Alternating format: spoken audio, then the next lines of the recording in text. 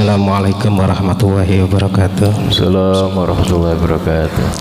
Ini berkenaan dengan kisah orang yang kehilangan emas tadi, Ustadz.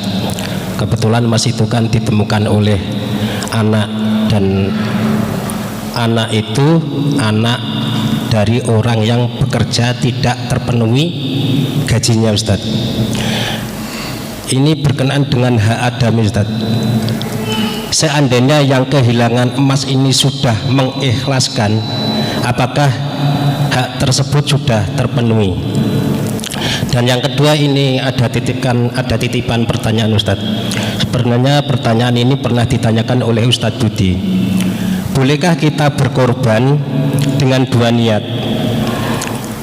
Yang diniatkan dengan akikah yang kebetulan melahirkan anak di hari Arafah, atau mana yang lebih didahulukan? Atau karena kebetulan anak ini anak laki-laki, yang satu diniatkan untuk akikah, yang satu diniatkan untuk berkorban? Tolong dijelaskan, Ustaz. Terima kasih. Yeah. Tapi saya nerima tilian apa gak? Dengan kondisi. Iya. Jadi yang kita garis bawahi tadi dari kisah ya, riwayat Nabi Musa tadi itu adalah bahwa Allah itu akan memberikan hak kita yang dizalimi orang dalam bentuk yang terkadang kita tidak sangka-sangka. Ya. Anak kecil kan nggak nyangka itu bosnya gaji bapaknya. Ya. Skenario-nya Allah Subhanahu wa taala. Ya. Bagaimana kalau sudah mengikhlaskan? Ya kan ini artinya Allah itu akan memberi tadi itu, mengembalikan pasti dengan persis. Ya, bahkan kadang ada bonusnya. Jadi itu yang kita garis bawahi, bahwa Allah itu maha adil. Jangan sampai kita mendolimi orang. Karena apa? Karena itu rugi, pasti akan terambil dari kita. Kalau terambil ketika kita sedang kuat, nggak terasa. Tapi ketika terambilnya itu saat kita lemah, itu kan sangat terasa. Ya. Padahal harus diambil. Ya. Makanya kita harus selalu bagaimana bisa baik, ikut orang-orang baik, kumpul dengan orang-orang baik, pasti Allah akan pertemukan kita dengan kebaikan tersebut dan pertemukan dengan orang-orang baik, sehingga insya Allah hidup kita itu tentram, nyaman. Ya. Jadi itu yang kita garis bawahi, ya, bahwa itu Allah maha adil, ya. Sehingga kita jangan terlalu frustasi ketika ada orang mendolimi kita.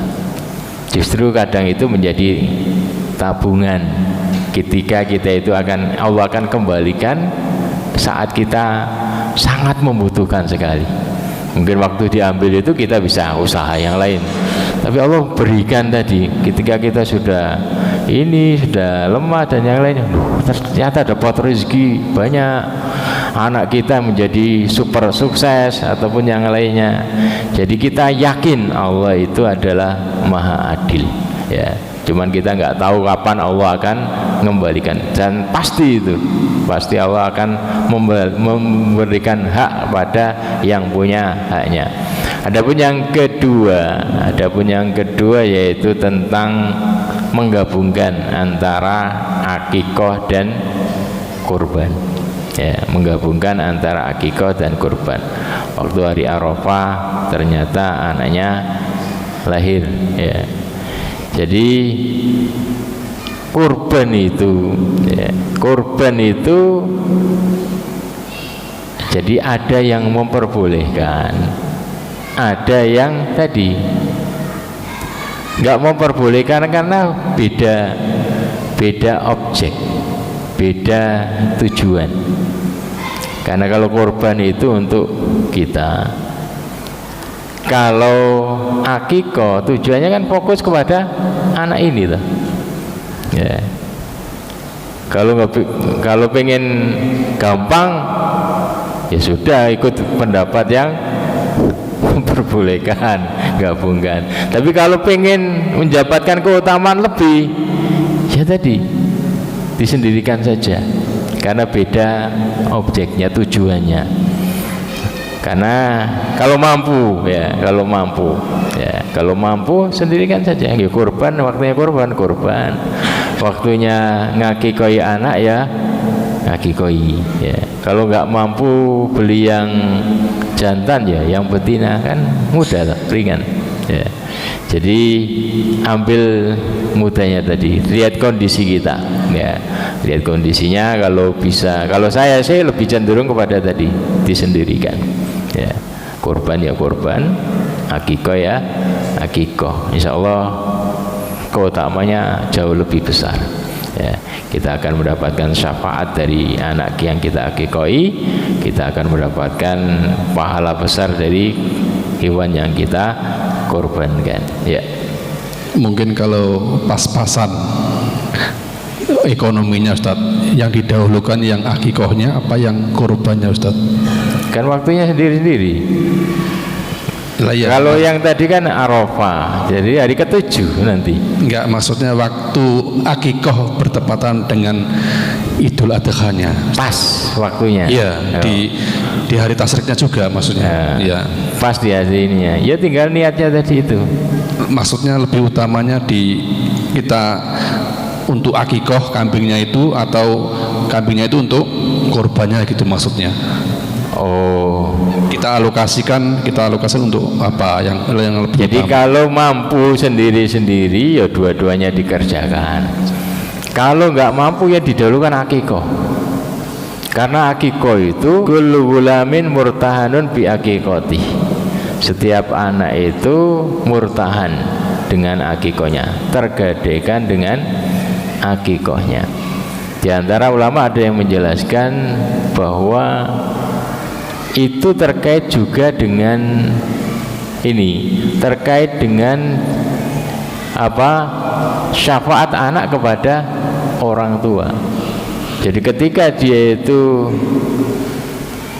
diakikoi kemudian meninggal, dia berhak mendapatkan syafaat dari anak tersebut.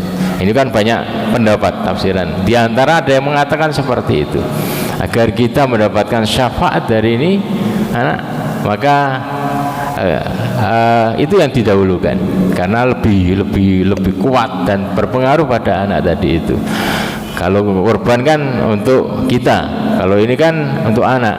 Dari antara terjemahan dari murtahan itu adalah bahwasanya anak itu tersugestikan dengan korbannya, agar dia ini tumbuh baik secara agama maupun secara tubuh dia, jasad dia.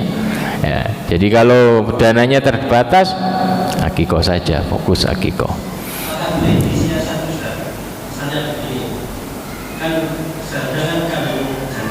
Ya.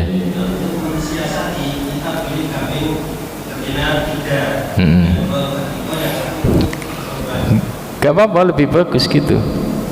Ya. Kan Rasulullah katakan seperti yang kita katakan kemarin, kita jelaskan kemarin hadisnya. Jadi tidak masalah apakah itu jantan atau betina, ya, yang penting diakikoi. Tapi afdolnya kan jantan. Ketika dana terbatas, diusahakan tetap diakikoi, yaitu dengan betina ya tadi itu. Jadi kalau dananya cukup, ya, maka tadi, ya, makanya ini hikmah dari hidup hemat, ya, sehingga ada yang disisihkan untuk ini, disisihkan untuk ini. Tapi kalau hari-hari dihabiskan saja untuk jajan, ya nggak bisa akikoh, nggak bisa korban. Padahal hari-hari ya rokoknya jebul, makanya jajan terus. Ya, jadi Rasulullah menginginkan agar kita ini punya prinsip tadi, al-yadul ulya khairun minal yadis sufla, agar kita ini menjadi pribadi yang bisa memberi, dan kuncinya adalah kita bisa menyisakan penghasilan kita, jangan dihabiskan. Artinya ngatur, ya. Kalau tiap hari makan daging itu, ya, penghasilan kita nggak cukup untuk tiap hari makan daging, ya seminggu sekali atau seminggu 2 kali. Pokoknya kita yang lebih tahu lah ya gimana caranya ngatur dengan tujuan yang baik tadi agar menjadi al-yadul ulya.